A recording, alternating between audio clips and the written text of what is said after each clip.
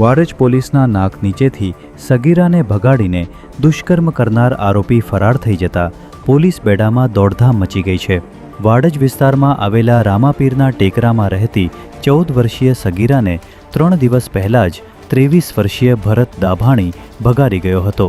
સગીરાના પરિવારની ફરિયાદના આધારે વાડજ પોલીસે પોક્સો સહિતની કલમો હેઠળ ગુનો નોંધી આરોપી ભરત દાભાણીને ઝડપી લીધો હતો.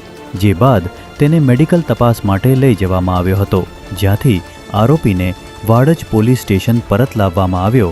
ત્યારે ગાડીમાંથી ઉતરતી વખતે આરોપી પોલીસ કર્મીઓને ધક્કો મારીને અંધારામાં નાસી છૂટ્યો હતો. ગાંધીનગરના પ્રવેશદ્વાર સમાન ભાડ સર્કલ પર એન્જિનિયરિંગનો અદ્ભુત નમૂનો ગણાતો કેબલ સ્ટેડ બ્રિજ બનીને તૈયાર થઈ ગયો છે.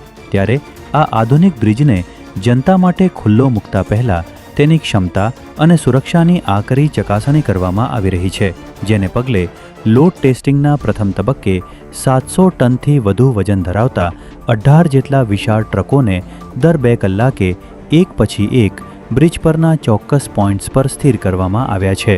આ ભારેખમ ટ્રકો દ્વારા બ્રિજના મુખ્ય માળખા અને તેને ટેકો આપતા મજબૂત કેબલ્સ પર આવતા દબાણનું ઝીણવટભર્યું નિરીક્ષણ કરવામાં આવી રહ્યું છે.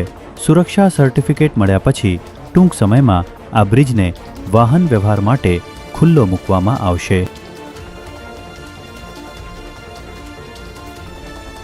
સુરતના વરાછા વિસ્તારમાં ડોક્ટરની ડિગ્રી ન હોવા છતાં ગર્ભમાં જ બાળકીઓની હત્યા કરનાર ફરાર ફાર્માસિસ્ટ રામગોપાલ ખંડેલવાલની આજે પોલીસે આંજરા ફાર્મના પાછળના ભાગેથી ધરપકડ કરી છે.